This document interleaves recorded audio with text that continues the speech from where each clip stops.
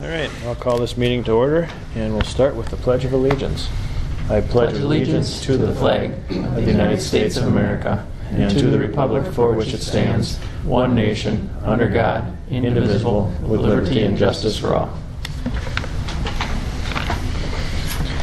All right, first item of business is the approval of the minutes, and everybody's had a chance to take a look at them. Are there any corrections that need to be made? On new business E, can you put down, we approved the creation of Fund 46. Can you put a brief description of what that fund is? On the agenda? No, on the minutes. Oh. It just says Fund 46, but... And E, under E. yeah. I noticed in the budget it kind of had, during each fund, it kind of had a description of each one in there. And it really, I mean, it's in here, but capital projects fund. Sure. Yep, that sounds good. Any other corrections that we'd like to make? All right, seeing none, then I'll accept a motion to approve. So moved. Second. It's been properly moved and seconded to approve the minutes of the regular board meeting June 26th. All in favor signify by saying aye. Aye. All opposed? Motion passes. And we'll move on to approval of the general fund vouchers, 74793 through 74905, voiding 74801. Wire transfers 16170,506 through 16170,520.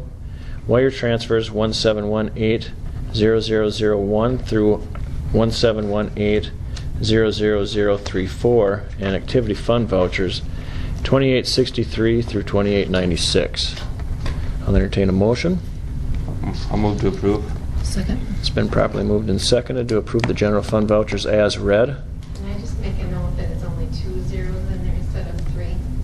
So it should be 0034. 1718-0034. The one prior to, or no, Lori? No, just that one. Okay. All right.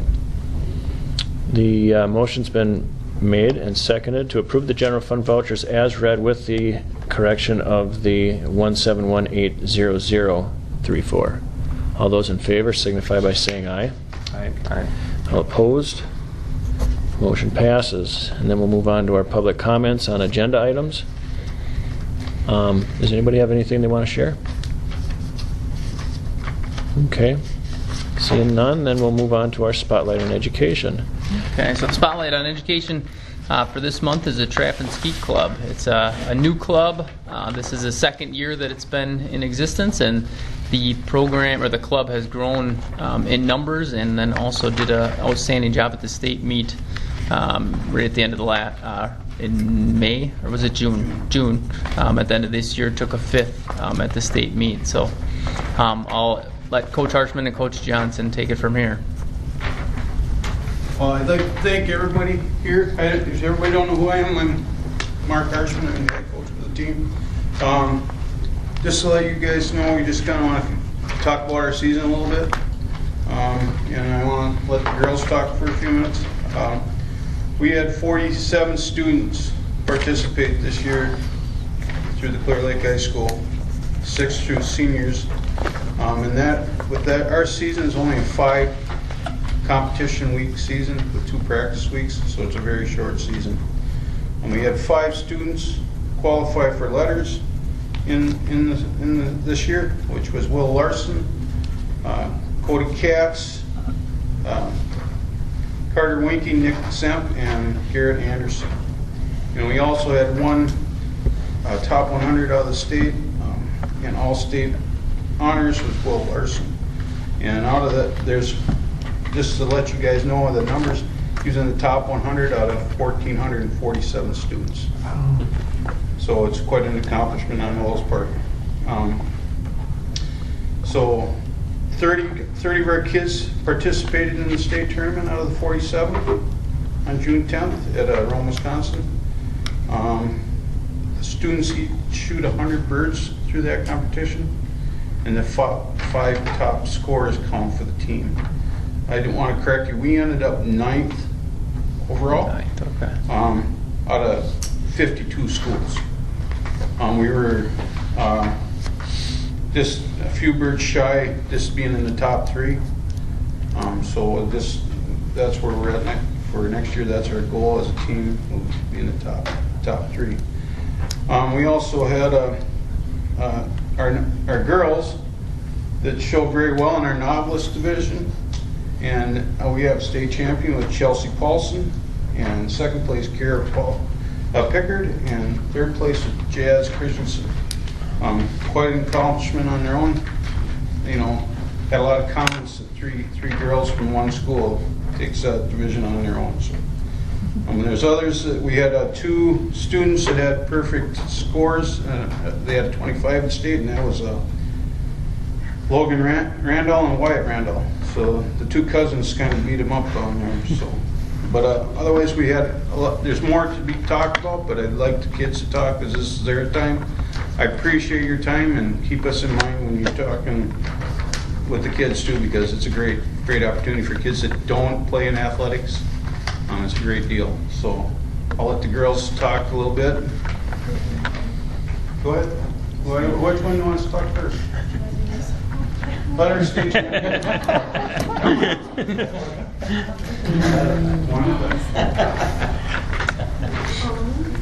Well, when I went to through the whole year this year, my scores varied back and forth, and I wasn't a very confident shooter.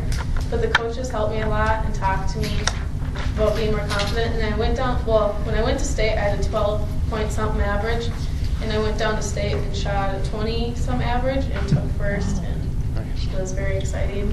And getting recognized in the state of Wisconsin, getting stuff in the mail from the state of Wisconsin was pretty cool too. I also had a very low season average, had like a 14 something. It was pretty close to JV, but my confidence was really low going into state. I was like, I'm not going to do very well, but coaches lifted me up and I did pretty well. It happened for my first year at trap. It was my second year at trap, and I took second place, and the coaches really helped bring my confidence up and bring my scores up after I struggled for a couple weeks. It was just really exciting to be in second place. There was a lot of going changes that need to be tri-stars. Well, congratulations. Very good, you guys.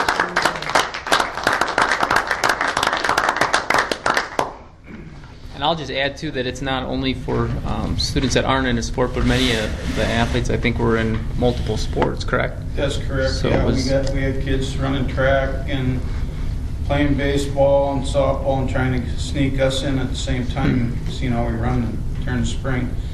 So it's a challenge, but the kids do a great job. You guys should be very proud of this group because they do an awesome job. And we ain't far. I've said this before that this might be one sport that will bring a state championship to this school because it's possible. We got a lot that good of quality shooters with this team. And they're very young. So hopefully in the near future we can bring a state championship back to the school. Cool.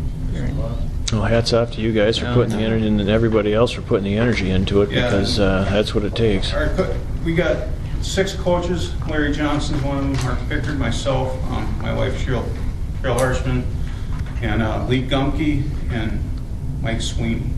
And it's all volunteer time. These guys do a lot, and I'd like to also say the Richardson Sportsman Club does a lot for these kids because without them they wouldn't be shooting anymore. So. Well, if you could, Mark, make sure you just tell them thanks for us. Yep. Then the next time you see the rest of the coaches. And I'd like to see you guys there next year. Come in and watch us shoot because it's a lot of fun. So come to our fun night and you guys can shoot too against the students. Sounds good. Well, congratulations. Yeah, good Thanks job, for you coming guys. in. I appreciate your time. If you guys want to sneak out, you can. Or if you want to hang out, you can too. All right.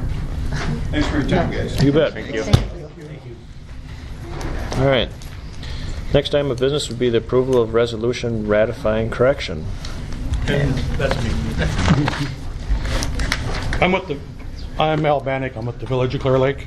In 1948, they put a sewer line across the elementary school playground. It's been in the ground since. In 2002, we were doing a sewer project. We needed any sewer lines or easements and stuff that were across that was not in village property. We needed the easement for. So in 2002, we did an easement. It was signed by Mark Heyerdahl and Bert Peterson at that time. We thought everything was taken care of. We're doing another sewer project, so they're reviewing these easements now. We discovered that the 2002 easement had a wrong description on. They started in the southeast corner of lot 127, which we assumed were 8th Avenue and Division over there, where the ball field is. The southeast corner is actually down where Pete Paulson's house is. So they weren't sure if they started the wrong location. We didn't catch it until this year. So we did a new easement correcting that, and I had Josh and Dave happened to stop in the office that day. I just needed 2 representatives from the school board to sign it. So it's all signed, filed, and taken care of. But for us to go ahead with our sewer plant project, we have to get title insurance on all of these projects that we're working on. And one is the elementary school run, and they won't insure it unless we get a resolution from the school board approving Dave and Josh's signature correcting that easement. So that's why I'm here, asking for approval of the resolution. It's the red tape we have to jump through to get our title or insurance for the sewer project we're working for. Then I want to talk a little bit. I talked to Josh about this, what we're planning on doing with some repairs and stuff we're going to be doing on that line probably next summer. So I'll talk a little bit about them, but see if we can take care of the easement first. And here's copies of the resolution. If I can pass out to you. I should have did this first. And basically, it says exactly what we were talking about, just correcting the. Correcting the one that was just. And here is this is actually the recorded easement already recorded in Polk County. So.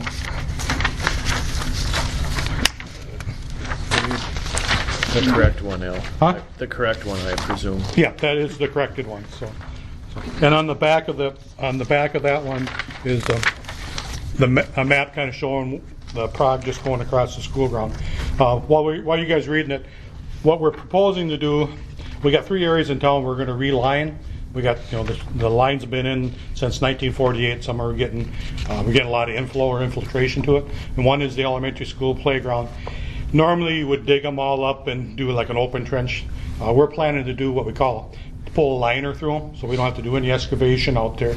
You pull a liner in, it expands, and once it expands, it cures in place and becomes hard, just like concrete. It's a kind of a new technology they're using. That way, we're not digging up. We're not doing open trench or not doing any digging. Our plan is as soon as we go to bid on the project, we're probably looking at doing it next summer. We were hoping to do it this summer.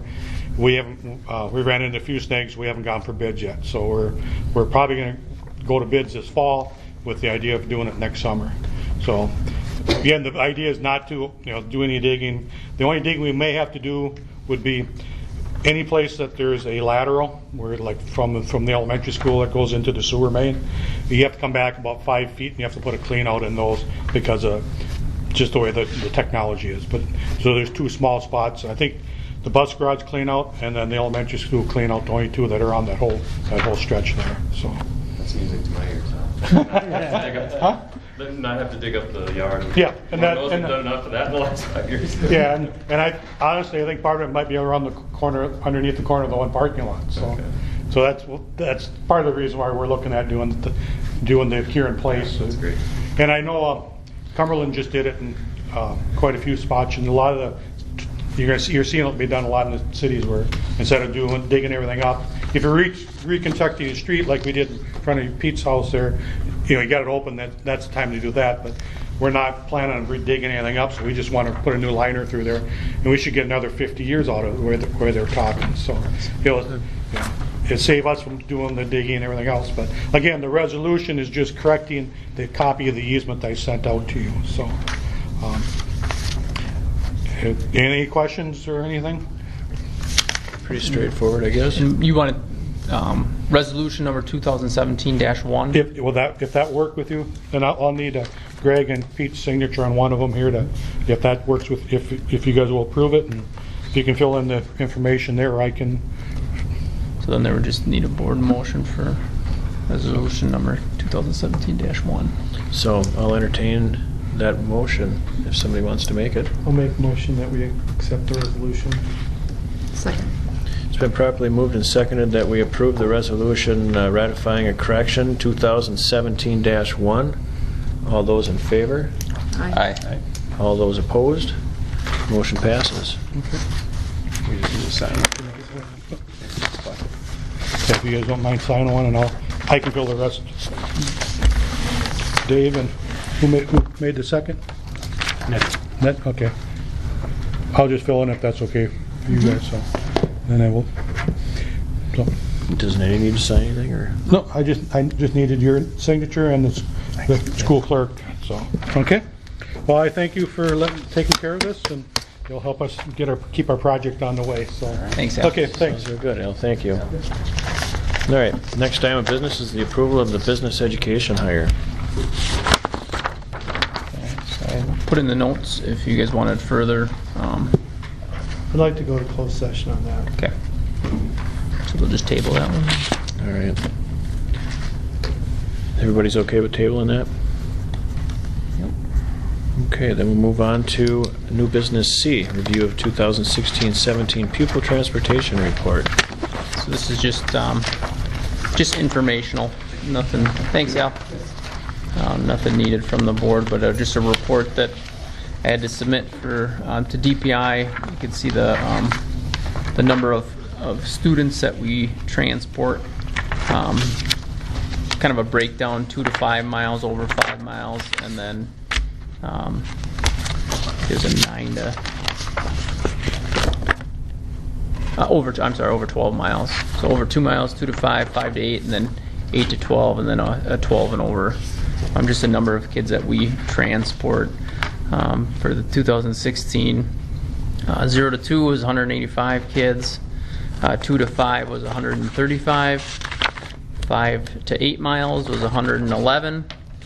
Over 8 to 12 miles was 87 students, and then anything over 12, we just had 2 kids that we transported. So a total of 530 kids that we transport. Most of them are to and from school. So just to inform you, I do need a signature from Peter on that one. So just a review of that.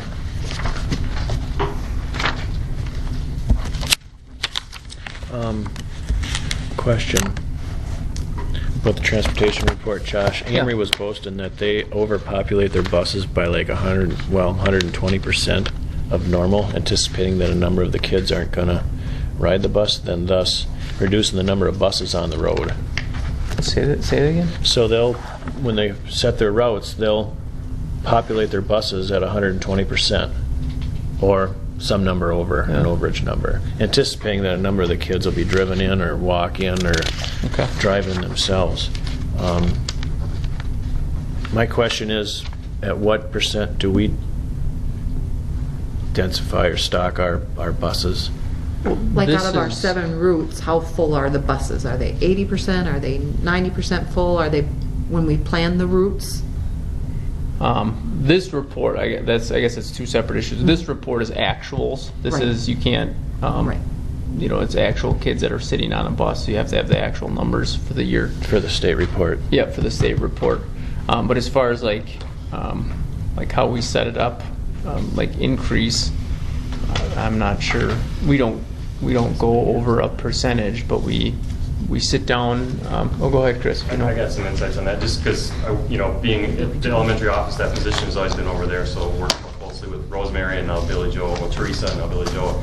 Yeah, we definitely do. I can't tell you what percentage it is, but we definitely overload the buses with more kids than will ever ride it. So like right now, some of your parents, you got a survey from me last week, and so we take that information and we look at the kids' history of, the student's a junior and they drove all last year as a sophomore.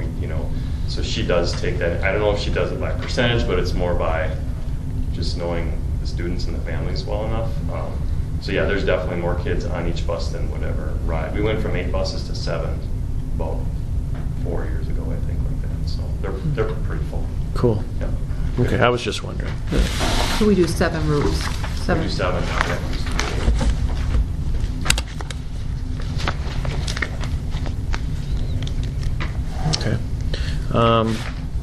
Then move on to our next item of business, D, establish the 2017 annual meeting date and time. Okay, so past practice has been the second meeting in August, which is that fourth Monday in August, which falls on August 28th this year. Last year as a board, you guys discussed moving the meeting from 8 o'clock to 7:30, so there was not as much downtime or waiting time. So we moved directly from the regular meeting into the annual meeting. So I guess I'd throw it out there that it'd be Monday, August 28th, beginning at 7:30. That gives us an hour still for a regular meeting, which is plenty of time. That sounds good to me. Yeah. And then next week you will have, next meeting you'll have what you're gonna present at the annual meeting, or will we have that just the night before? Or Tonight I'm that going hour over before? all of the numbers. You'll Mhm. have the actual document I'll have in advance for you, but like that, midweek before. And I can get that to you earlier. I've been working on it quite a bit, so it's pretty close to being done. I remember we had the public requested some kind of a pie chart or something so you could easier visualize where all the money was going in proportion to everything else. Yep, and I'll have some of that in there as well. I've been working on that as well. So we have some graphs for you. I have one graph in the preliminary, just the levy graph, but I'll have percentage graphs for you in that one. Okay. Sounds good. Then do we need a motion to set that meeting date? Yeah. Then I'll entertain a motion to set the date and time. I'll make a motion for August 20th at 7:30. I'll second it. It's been properly moved and seconded that our annual meeting is set for August 28th at 7:30. All those in favor signify by saying aye. Aye. All opposed? Motion passes. And then the next item of business is review of district employee history. Okay, so this is just more, you guys were looking for some data you requested. So if you look at, not the one that kind of looks like an Excel sheet, you don't really need to look at that one with all of the names, but that second one has the two, yeah. So this is, I broke it down by age, and then I also broke it down, the more important one is that second table, as years of experience within the district. So if you look at the first one, teachers and specialists, we have 22 individuals that are 40 and under. That 41 to 54 range teachers, we have 23, and then 55 and over, we have 5. Support staff, 40 and under, we have 9. 41 to 54, we have 22 individuals, support staff in that area, and then 55 and over, we have 15. And let me back up, actually, total of 50 teachers and specialists, and then a total of 46 support staff. And then the administration staff, we have 140, and then 2 within that 41 to 54 range, and then 0 over 55. So as a whole, the majority of our staff as a whole, fall in that 41 to 54 range. The more important one that I think is that second graph is the years of experience. So this is breakdown, same categories, but it just tells you how many years individuals have been in the district with us. So teachers and specialists, that one's, the teacher range is pretty even. We have 14 within that 0 to 5 range. 6 to 10 years, we have 11 individuals that have taught now for in that range. 11 to 29 years, we have 22 individuals that have been in the district, which is, in my opinion, a lot of teachers, which is a good sign, which means we have teachers that are staying. And to be honest, that 0 to 5 range, we had quite a few that retired, which is why we have kind of a little bit larger number in that 0 to 5 range. In my opinion, we had a handful right after that Act 10. In 2010, 11 that retired. So we do have a couple that have been in the district now for only that 0 to 5. Support staff, we have 20 in the 0 to 5 range, 12 in the 6 to 10 years, and then 14 in the 11 to 29 range. So that one's fairly consistent too. Oh, I forgot to mention the teachers. We have 3 individuals. I just wanted to separate that out because I thought it was neat. We have 3 individuals that have taught in the district for either 30 years or more, which is impressive and pretty neat. And then the administration staff, obviously, we have 2 in the 0 to 5 range, and then 1 in that 11 to 29 years. So total, overall staff, if you look at it, we have, the 0 to 5 years in the district, we have 36 individuals. 6 to 10, we have 23 that have been in the district that long. And then 11 to 29 years, we have 37 individuals. And then the 30 and over, we have 3 teachers, totaling 99 staff. So just really share, I wanted to, you guys had asked to see something kind of like that, so I just broke it down for years and then years of experience, which was kind of neat to see. Any questions? Is there a breakdown of part-time versus full-time? No, I didn't. I mean, I did not.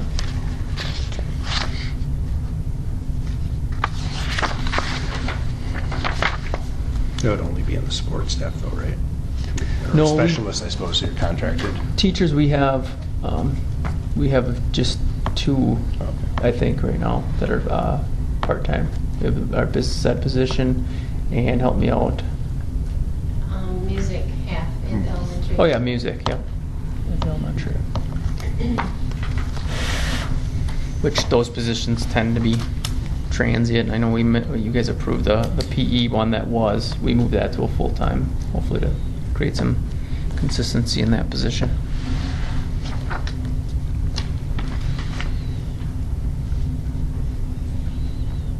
Any other questions? Okay. Seeing none, then we'll move on to our next item of business, discussion of our board retreat. I'm going to leave that one to you guys. You guys had brought that up last time. As an admin team, we're open to, doing something in the fall, but just kind of looking for, what you guys are looking for so we can be prepared for it and get things ready. So I just wanted to throw it on there because it was talked about last time. I don't know if you guys have thought about it more or if we just want to table that one. And I think we've got a lot of work to do. I mean, there's manuals and policies to write. I think we should spend our time doing that instead of a retreat.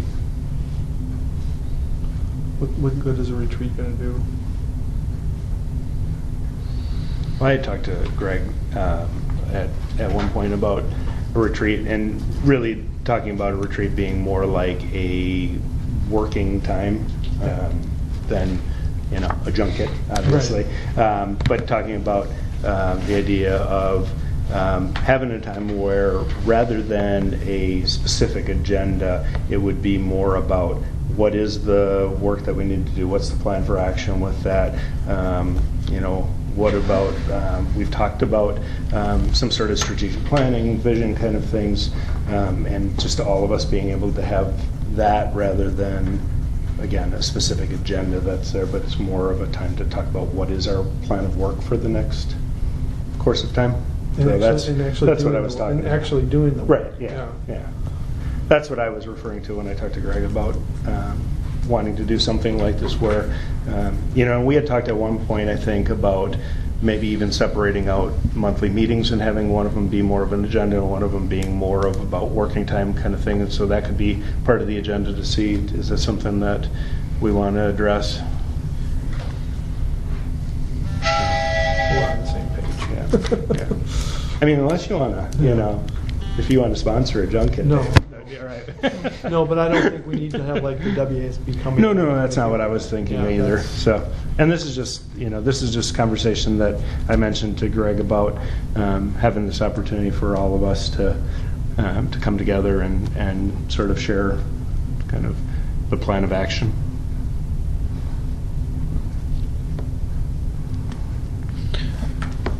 I think the discussion was after harvest time for you guys, with the September, October being fairly busy with that. It's not like we're going to be gone for a day or anything, or is it? No, but I mean, it's a long evening when you're chopping or whatever. Midst, yeah. Right.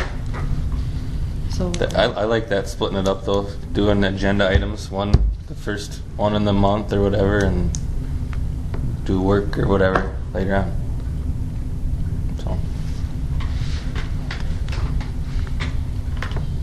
So, do we want to start throwing dates out, or? Would this be in conjunction with our normal Monday night meetings then? the retreat itself or the... Well, I think this is going to be an ongoing thing. It's not going to be just one-time deal, is it?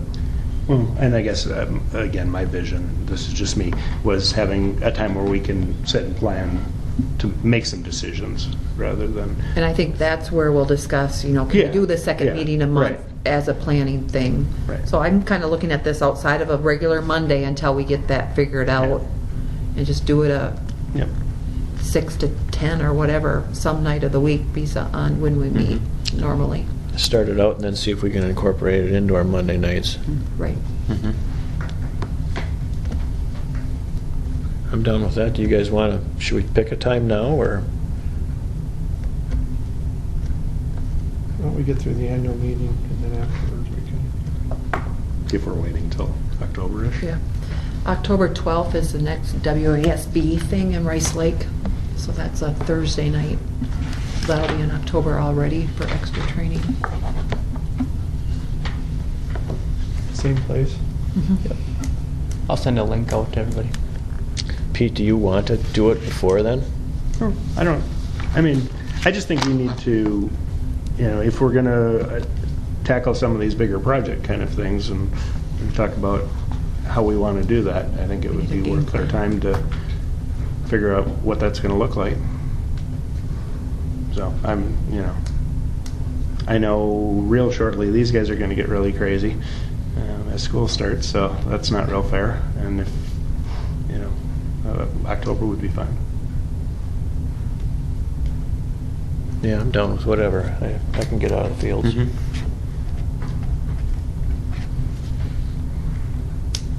Okay. So do we want to wait till after the annual meeting to set a date? Or do we want to Sure. set one now? Why don't either Greg or Josh, why don't you send out some potential dates in the fall and see what people's schedules look like? Okay.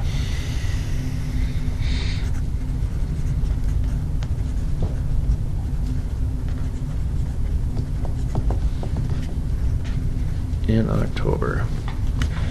All right, cool. Okay. The next item of business is a review of the WASB Rules of Order for Conducting School Board Meetings webinar that I listened to shortly after our last meeting. I have some printed off hard copies if anybody wants of the PowerPoint. I didn't put them in the board packet, just I tried to print it off and I It's couldn't. in our email. Yeah, it was in the email. I Yeah. think You we've guys done want- that still one want 2 one? or 3 times already anyway. Yeah. So anyway, I listened to this webinar and it was pretty packed full of stuff that I wish that we all had downloaded into our brains on how to run a meeting according to Robert's Rules of Order, because there's some things that we aren't really doing correctly, but it states at the end that school boards are actually limited by how much Robert's Rules of Order they can use, because at times it conflicts with state law and some of the statutes that are on the books. But it also goes on to say that 10% of Robert's Rules of Order allows us to get 90% of our work done.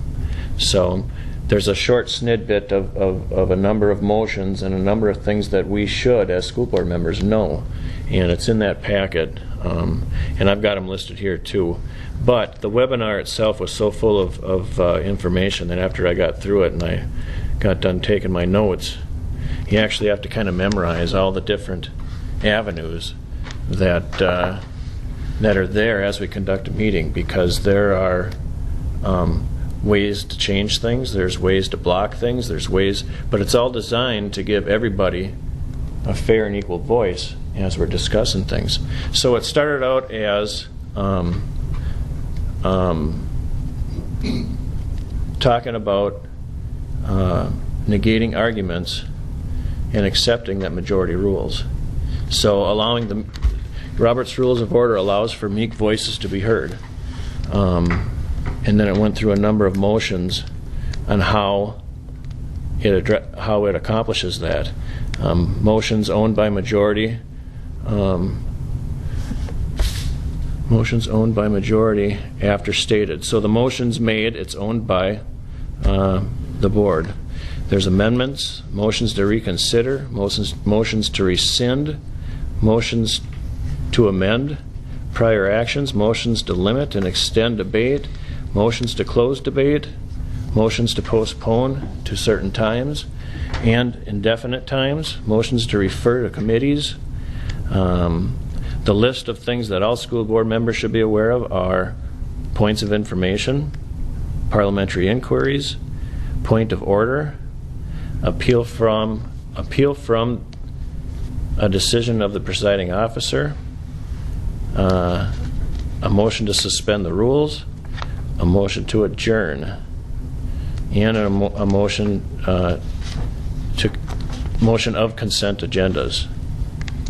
So there was a lot of stuff in there, and if you guys get a chance, it is worth going through, although it's pretty dry, but it's pretty good information. I know I'm going to listen to it again and try to get shined up to do the job that I have to do for us. And I might be even coming forth with at least this list of all the things that members should know. So that was a review of the webinar that I watched. Any questions? Looks similar to the one that we did kind of back in, when was that? April? Were you there? Yeah, Dave Turtle was. Lake. No, that was No, a the new, one in Spooner. new member. Yeah. Yep. I kind of went through something similar to that. Not that I remember it all, but. Yeah. It may have been the same one. So apparently we're going to be able to allow webinars in so we can get paid. Is that what it's all about? We can certainly discuss it. I talked to the attorney at WASB, and I gave him the minutes from the previous 2 annual meetings ago, and he said that his interpretation of what was in the minutes was a WASB endorsed webinar would qualify for board in service, is what was the term used, I think, by Mr. Dean, Randy Dean, Pastor Dean. So he felt like it absolutely met that criteria, and we talked for a while. And his I think end point, which I totally agree with, was what is the intent? The intent is to grow as a board professionally, and I think a webinar falls under that category. As long as we're clear. Yep. Yeah. Yeah, and that's not actually Josh's decision to make. We've talked about this prior. Yep. And decided that webinars would be included. So It wasn't our decision. It was the public at the annual meeting that told us that's how we had to conduct ourselves. So it wasn't really a board decision. That was the public. this was the board's decision on how to carry out the directive of the public. So, and whether or not this constitutes my payment that I did receive versus the next one, we'll talk about that here shortly. Kind of a moot point now. So, next item of business will be the approval of the 2017-18 lunch meal prices. Okay, so each year the board has to approve the lunch meal prices. The lunch meal prices for all public school districts are required by GPI to increase 10 cents. The base prices needs to go up 10 cents. So for us, last year's base price was $2.75, and then the approved price for this year is $2.85. So it does need a board motion, but it's a DPI requirement, so not a whole lot of latitude you guys have. I'll make a motion. I'll second it. Well, it's been properly moved and seconded to approve the lunch meal prices. All those in favor signify by saying aye. Aye. All opposed. Josh, does that increase, do you see a reflection when that increases on families eligible then for free and reduced?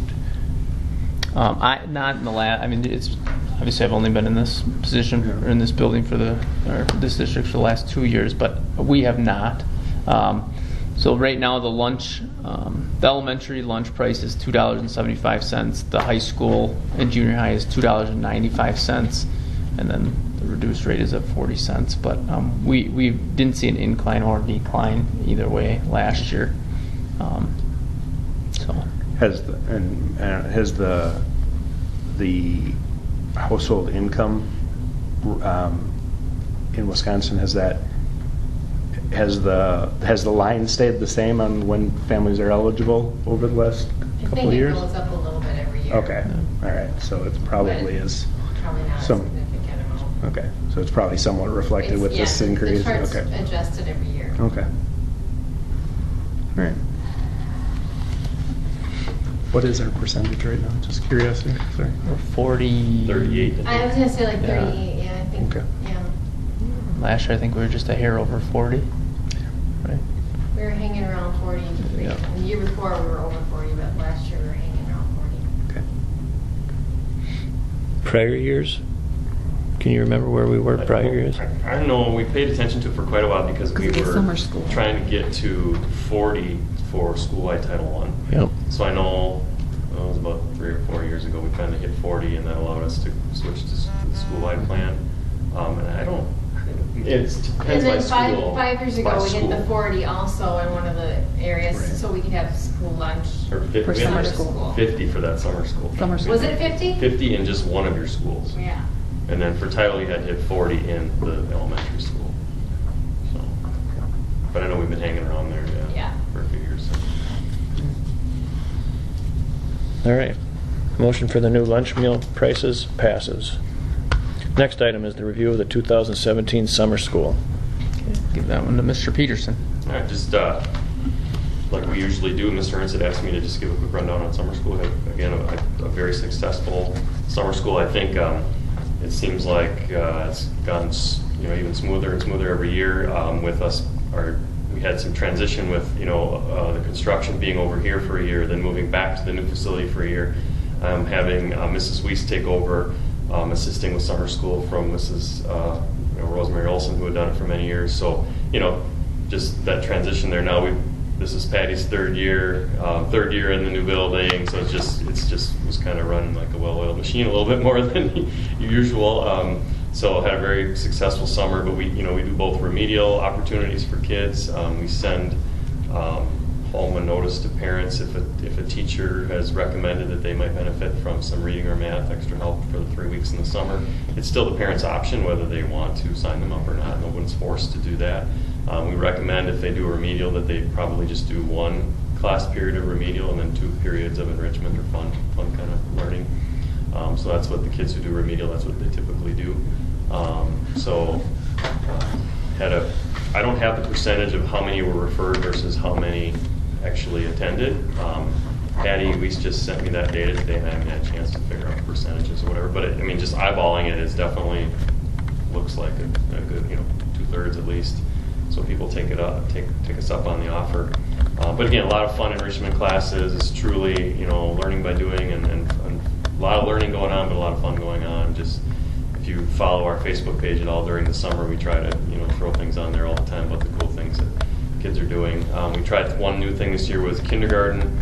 We had that be a self-contained class instead of them going to different classes first, second, and third hour. We kept them more like the junior kindergarten and kept them self-contained, and it was, I think, very successful. I think we'll continue to do that. It was kind of nice. Our numbers were down a little bit this year, 210 kids. And so going into it, we were kind of wondering if the lunch and breakfast, not having that anymore, if that would have an impact. I don't really know if that had a big impact. I got 0 questions, comments, feedback from parents about that, really. Or people asking, why aren't you doing it? Or I'm disappointed you're not. I got 0. We did make it clear in the communications why we're not offering it anymore, that it's a federal program and we just didn't qualify for anymore. But one of the things I'm looking at is, our kindergarten and first grade classes have rather small enrollment, and that's kind of your core of your summer school. Those younger kids are, kindergarten, first, second, they're the kids who really come to summer school the most probably. And we got some smaller classes down there, so I think that's part of the reason. You add 5 or 10 more kindergartners, first graders, you're back up to 230 kids, which is where we were last year. So, it's just something we'll keep our eye on. Which, when you think about it, is amazing. That's about 30% of your population is in summer school. That's a lot. What's it down from? Last year was 231. The year before was quite high, 250. And so 2015 we had 250 kids. prior years, 238, 221, 227, so going back.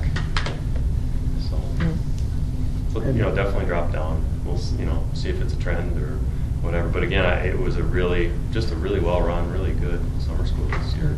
Just intangible wise, it just felt good. Just went well. And some really neat offerings that the teachers put out there for kids, I think. Some fun stuff. Yep, my kids learned a lot. Yeah, and we do a fun field trip on the second to last day.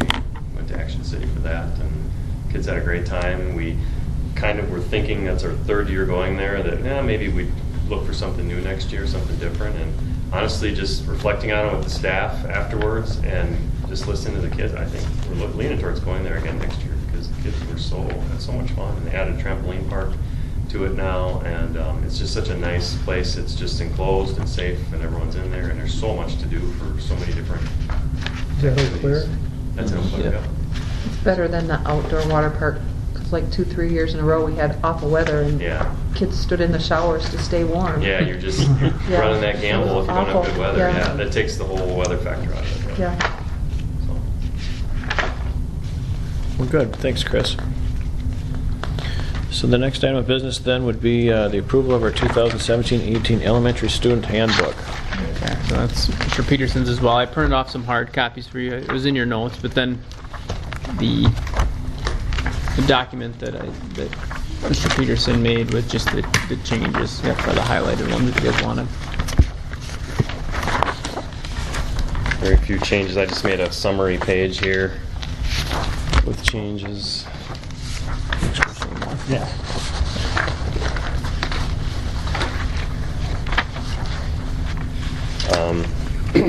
Really, did you get emailed the entire booklet? I think to see, so you can see it all in context, the entire, if anybody wants an extra copy here. So it's really, as far as substantive changes, really none. Added a paragraph, a section there on page 11 about toys and personal items. That's basically just reflecting what we do now. We didn't really have it written specifically that way in policy. So any questions about that we're just telling kids and parents we don't encourage them to bring toys to school.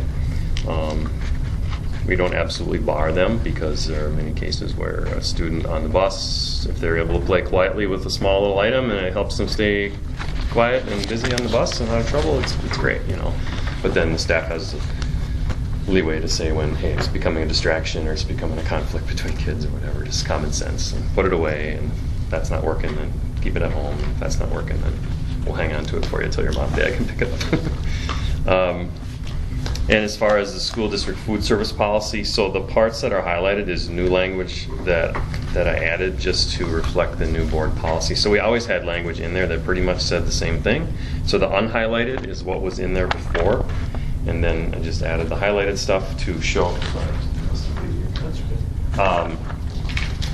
Just figured it would be smart to have it be exactly what the new board policy said, and just add some of those, more of those details in there.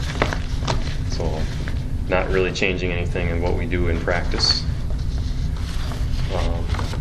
Any questions on that part of it? As far as the next page, the cafeteria rules, is we're going to be moving to a different approach where we do recess before lunch. So I just changed a couple lines in there about after lunch and before lunch, about transitioning in from recess rather than transitioning out to recess. And then just I noticed that on page 23, the bus change requests, just added a couple lines in there to reflect what we currently use on some of our other bus handouts that we have out there already. Again, practices that we're already doing or things that we put on the survey or the consent notes to parents that we send out. It's just noticed that there was some inconsistency in the wording in there, so just trying to be consistent on that. And then page 26, I removed, there was a section on there on the bus ride-along program that hasn't functioned, or there hasn't been any action or doing, no one's done that for several years, at least since I've been there. I mean, it's something that if the PTO wants to resurrect it and there's a movement and a group of parents that would like to do that again, we can always add it back in. And obviously, I'll save the language. It'll be in an old version. We can add it back in someday, but it's in there, and it's just kind of confusing to people because it's really not done in practice. PTO is not really doing it anymore, so took that out. That's it. Otherwise, it's the same as past years. Any other questions? One year you came to us with an updated handbook, and it took about 45 minutes to get through it. Yeah. That was because, I made a few more changes on it. Added a few more things to make it more consistent with some of the things we'd added in this building over the years. Chris, thanks for being diligent and making sure that everything's up to date. Yep. So then I will entertain a motion to approve the elementary student handbook for next year. I'll move to approve the elementary student handbook. Second. It's been properly moved and seconded to approve the 2017-18 elementary student handbook. All in favor signify by saying aye. All opposed? Motion passes. And then we'll move on to the approval of our 2017-18 preliminary budget. Okay. Round 2 for me on this one.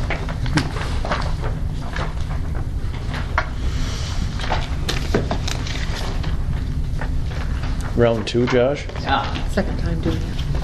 Oh, My second second year. preliminary budget, sorry, yeah. Okay. So preliminary budget, I'm just gonna start out by saying, definitely was easier the second time, but it still is a crazy whirlwind, because you're dealing with a lot of numbers that aren't set in stone, and there's a lot of, I guess for lack of better terms, you're guessing because you're basing it off of the last 3 years and then just kind of making your best educated guess. But I'll go through kind of page by page for you guys. If you look at the 2015-16 column, that's the audited. Those are the audited numbers. The middle column is the 2016-17 unaudited numbers, which will be audited starting tomorrow. And then the 2017-18 in the far right-hand side in blue is the proposed 2017-2018 budget. And before I go through, each thing, not a whole lot of big changes. The main thing is kind of the per pupil with the governor's budget. There's a lot of stuff that's kind of hanging out there yet as far as districts choosing to budget $0 per pupil or per child. The governor's budget is $204 for the first year, and then $200, or vice versa, one or the other. $204 for this year per pupil, and then an additional $200 next year. But there's not a whole lot of.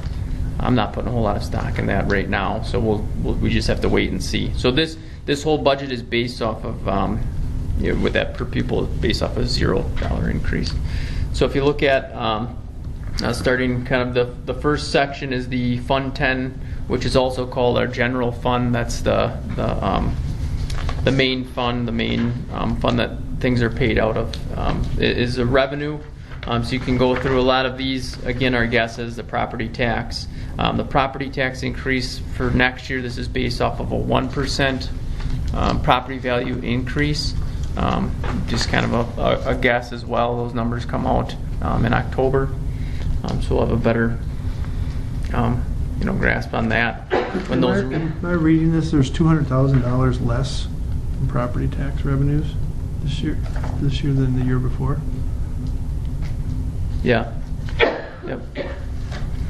And then the mobile home tax and those next kind of those clean numbers are all guesses within the district. Is there a place there we're making that up somewhere?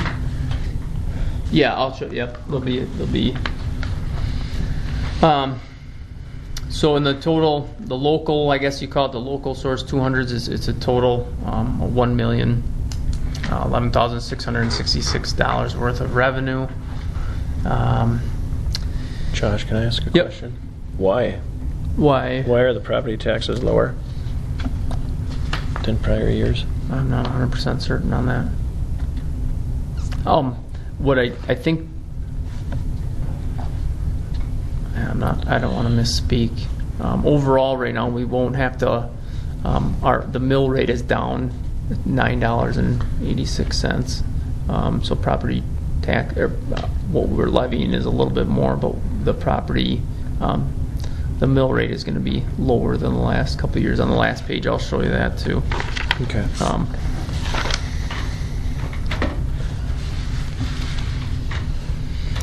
Okay. So we'll kind of skip down to the state revenue, the 600s. We have transportation aid. That's a guess at 27,000. Library aid, that's going to go down. It potentially will be a little bit lower, but 25,000 is the guess. Why the big difference in transportation aid? Yeah, why is that so different? It goes back to what it was in 15, 16, but last year, or this year, it went up to 80. 16, 17. So we received, right at the end of the year, a $54,000 transportation aid, which I'll show you what we're going to do with that in that Fund 46. So that was it was a good problem, but both I think Lori and I's heart went in our throat when we received that, which was great to receive the 50. I think it was 54,000, but it was right at the end of the year where there wasn't a whole lot of time to make decisions to spend it, which is part of the reason why I requested that we do the Fund 46. So now that we're dumping that into that account as kind of a savings account type deal. I'm not sure if we're going to receive that again, so I budgeted the 27, which is what we've been typically getting. So if we have that problem again, we'll be able to put it into Fund 46, or I shouldn't say problem because it's a good thing. But if we receive that funding again, we'll be able to put it into either Fund 46, or we'll be able to purchase part of a bus with that as well, depending on kind of at the end of the year closing out the budget. Library aid is budgeted for 25,000.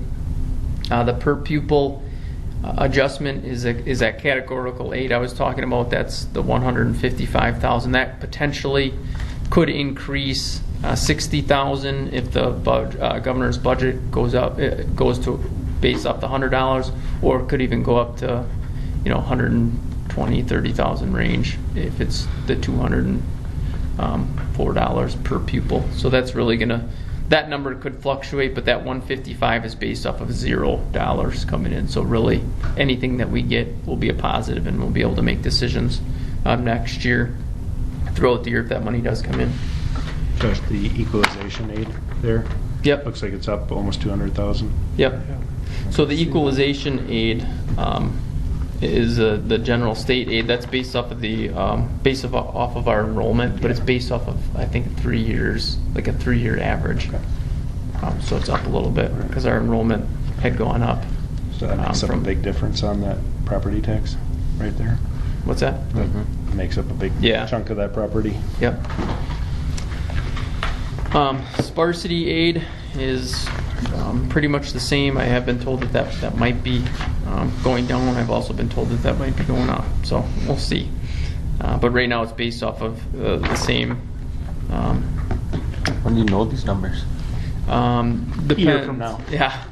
The governor's budget we should have already known. It should have been in July, but we don't. So it could be any time. The sparsity aid is in school districts that have enrollment under the 745, and then district memberships is less than 10 miles per square mile. So if you have a large square mile district, which we do, and low numbers, you receive that sparsity aid. The special project grant, that's educator, just 2 grants that we receive. Educator effectiveness grant, just through the state. AGR, which was formerly known as SAGE, which you heard Mr. Peterson speak to earlier this year. We have 160,000 ballpark range of monies coming in. So overall, state revenue, as you can see, is a large chunk of our budget, which is that $5,350,679. That's 2/3 of our budget is from state aid. Then you go into the federal funds, which is total, right around that 100,000 mark. You have that Title I that we've talked about, and Title II, which both 84,000 and then the 19,000 for those 2 areas. On the second page, And you just have the other grants added to that. So total Fund 10 revenues is just a hair under that $7 million. That's $6,945,215. And then if you move into Fund 10 expenditures, which you want your expenditures to match your revenue, which we do, which is called a balanced budget, which is what we shoot for. Under regular and undifferentiated curriculum, that regular instruction, this is pretty much everything that falls under kind of your day-to-day expenses. So that first one, the undifferentiated curriculum, that's like your elementary staff, your salaries, your benefits, under that category. The regular curriculum, the one that's the high school, the vocational curriculum, the physical curriculum, obviously the PE, the co-curricular. That's a combination of some PE and then coaching as well. You have the gifted and talented budgeted in there. So with the regular instruction, kind of the day-to-day stuff, which is mostly your salaries and your benefits, is that $3,257,096. Then under support services is your day-to-day kind of operational type stuff. Your pupil services, which is $114,000. Your educational media, which a lot falls under that, but mostly technology. District administration, which is stuff coming out of mine and Lori's office. Building administration, which is stuff coming out of both of the principal's offices. Business administration, which is a combination of maintenance and operation. You can see the fiscal facilities. It's more of your and as well as your transportation and internal services. So that's the day-to-day kind of building and maintaining. And then so total support services is in that $2,586,897. Interfund transfers, so special ed always has to be zero, so that's the money that we transfer into special ed for services related to students with special needs. That Fund 38 and 39 are both connected to the referendum and the Energy Efficiency Act that was kind of combined in 14. So that's just payment for as far as the referendum. Fund 46 is what I was talking about earlier. We had some money with a larger money come in right at the end of the year with transportation and something like with transportation and operation. You really can't move on it quickly because there's a process that you guys obviously are aware of that needs to take place. So that was smart of us to set that up and put that money into there. Open enrollment out is what we pay other districts, which you can see is a large amount, but we are fortunate where you'll see in a little bit our open enrollment in is pretty similar to our open enrollment out. This year the budgeted 2017-2018 is exact. Was exact, and then actually the day after I did the preliminary budget, we had a family come in and say they were open enrolling a child out. So it does fluctuate, and I think it even fluctuated within 10 students after we did the preliminary of 16-17 to the actual budget. So you just never know, but you're making your best guess. So right now, open enrollment out, we have $455,904 budgeted for that, because that's what we have currently as students that are open enrolling out. So you can see total Fund 10 expenditures is the same as the total Fund 10 revenues. Is at $6,945,215.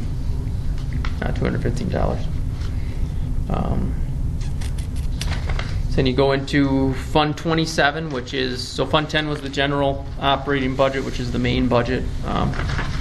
Fund 27 is all monies connected to students with special needs, so it's your special ed population, anything that deals with that. You can look at the revenues for that, the transfer from Fund 10, which was reflected in the Fund 10 budget. The transitive state aids is the $15,000. The state aid, which was used to be called handicap aid, which really isn't appropriate, I guess, anymore, is slotted for $180,000, and then that special project grant at $218,150. So then you look at the expenditures. The expenditures match the revenues on special ed, and those, there is no wiggle room. There has to. If not, then you just have to transfer more out of your Fund 10. So it's taken out of your Fund 10 to pay off Fund 27. 38 and 39, like I said, are the referendum. Either the referendum is 39, and then the 38 is non-referendum debt, which is the energy efficiency stuff that was taken care of in 2014. That one's pretty black and white. The Baird company has run those numbers for us since the referendum, and they break it down where our total revenues is $576,613, and then the expenditures for 38 is $581,551. And same with 39, they set that up for us. If you look at on the next page, the total revenues, that $429,000, and then the total expenditures is $432,000 and a little bit more. 46 is the capital projects fund that you just approved. So we have the ability to kind of make decisions with what that money will go towards, and I talked about the possibility of allocating that money towards a roof to this high school, which we will eventually need in some time, and we're not at that point, which is good thing that we've set that up, but I'm pretty sure within 5 years we will have to do something. So my thought with the Fund 46 is we won't have enough money in there to pay that off, but at least it'll be something where if we do have to go towards a referendum, or if we use one of the energy efficiency acts, at least we'll have money allocated towards it, so it won't be such a big blow when we get there. Fund 50 is all of food service, and you guys talked about the meals a little bit ago, that you approved the meal prices. Fund 50 is doing really well. We make more money than we spend, which isn't always the case in districts. So if you look at the total revenues, we have $422,900, and then expenditures is the $422,885, which you can see from 2016 to 2017 usually isn't the case, but that's what we budgeted just to be on the safe side. But you can see that we made almost $40,000 more than what we spent last year. So there's a balance sitting in that account then? Yep. And then periodically then we can take money out of that account and use it if we need to, Josh? If we would need to, yeah. So right now we have $117,950 in that account, in that balance, as a balance. I think I remember we used to buy ovens and kitchen stuff with that extra money, but I suppose everything's new now. Yeah, we talked about a couple items this year, and which we will probably be, buying it for next year. We had, potentially to, off the top of my head, I know it was we talked a little bit about, figuring out how to adjust the AC in the kitchen area, and possibly an alarm system for the freezer. So there's some items that we've been talking about that we're saving that up, that we'll be able to spend then and allocate that money towards.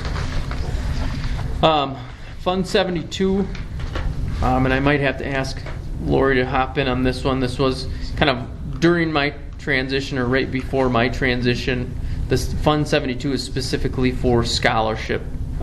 It's a scholarship fund, and there is a scholarship committee, and they're not part of the school district, and that money was being moved into a different account. Is that accurate, Lori? Right, there was like 200,000 or so that was sitting in an account under our name, but it was invested by the committee itself, and the auditors came in and said, well, if you're not really in control of it, it shouldn't be on your books, so we had to take it off our books. And so it's kind of in their hands, and that's the big jump of the dollar difference from, is it 15, 16 to 17 to 16, 17? Yeah.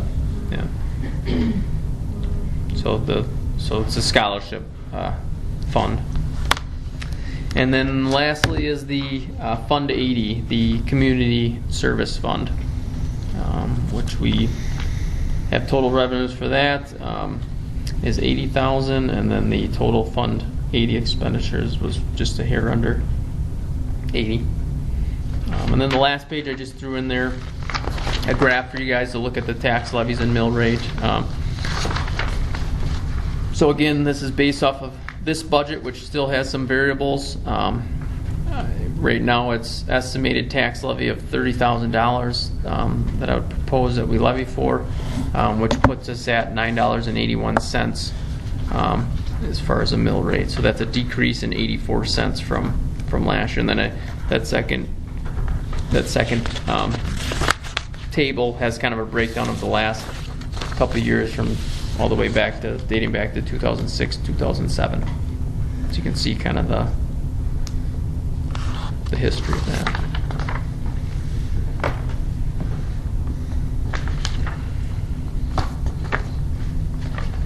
This looks good. Thank you.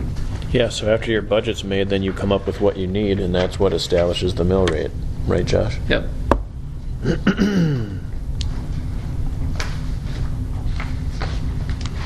Can I ask what our how many students do we have? 600? Yeah, so we have 610, but according when you count the FTE or membership, it's like 5.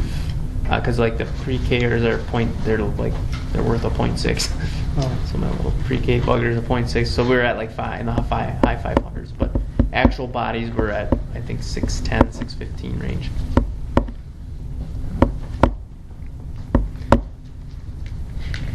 Well, I think the public's going to be pretty happy to see that mill rate. Yeah. Josh, I got to say, good job on this budget. The way you presented it tonight was awesome, and the numbers that we're looking at are awesome.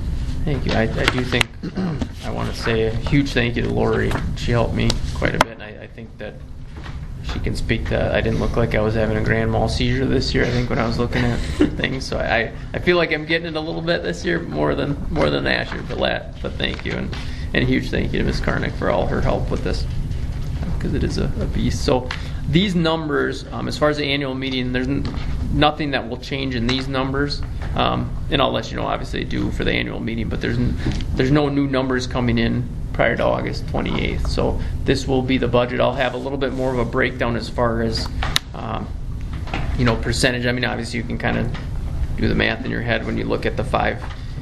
The majority are, because we're not property rich, the majority of our money comes out of that state revenues at the $5 million. But I'll have some graphs as well during that meeting. So, any questions?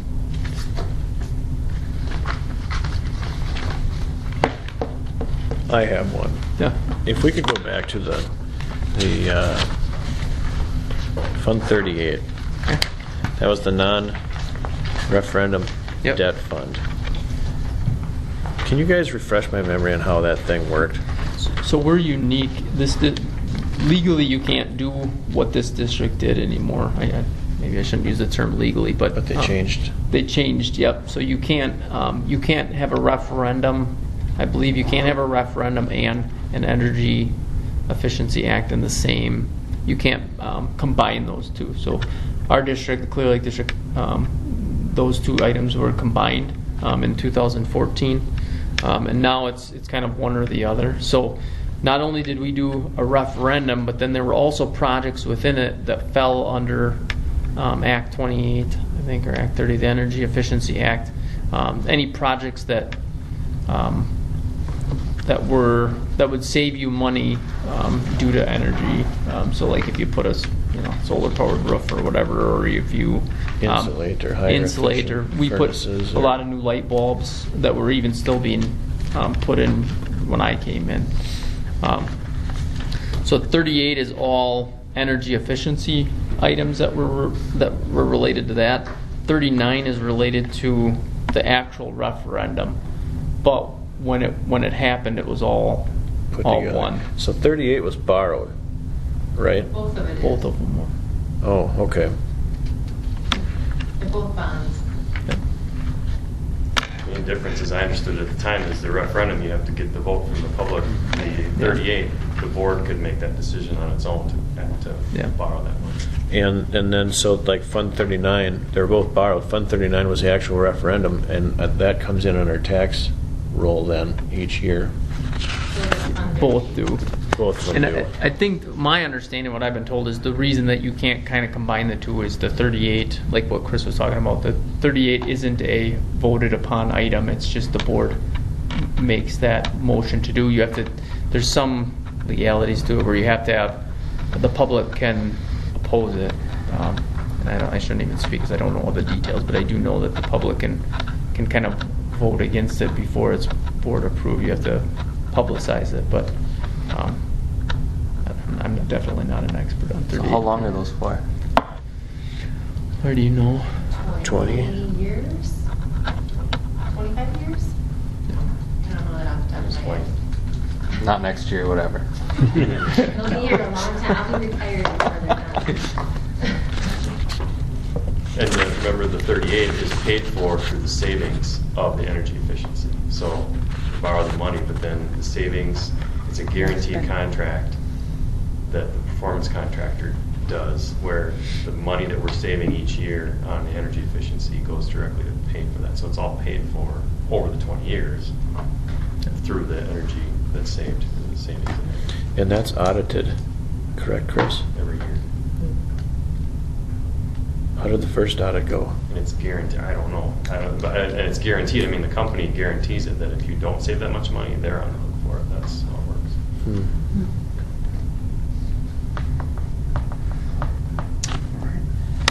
Thank you.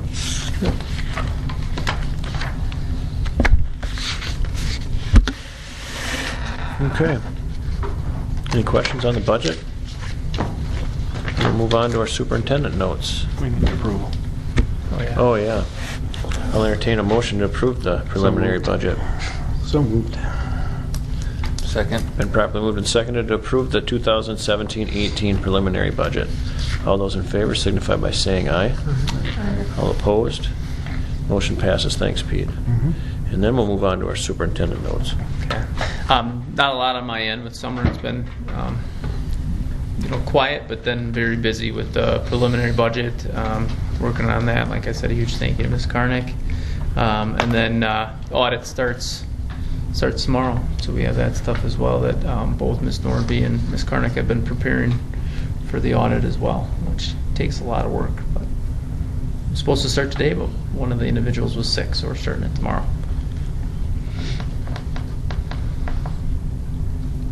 So that's it. Nice and quiet. Yeah. All right. Then we'll move on to our future agenda items. Does anybody have anything they want to put on the agenda? What's going on with the website? I have a couple things. What's that? The website's down. It's been down for a long time. You said it was down. It's up. Is it? I was on it Last- today. Okay. Somebody said they were on it recently about that. I couldn't get on it last time. I did find that there's a link to it that presented an error, but if you went on the direct website. The K-12 that does that. Oh, okay. That's the problem. I saw that today too.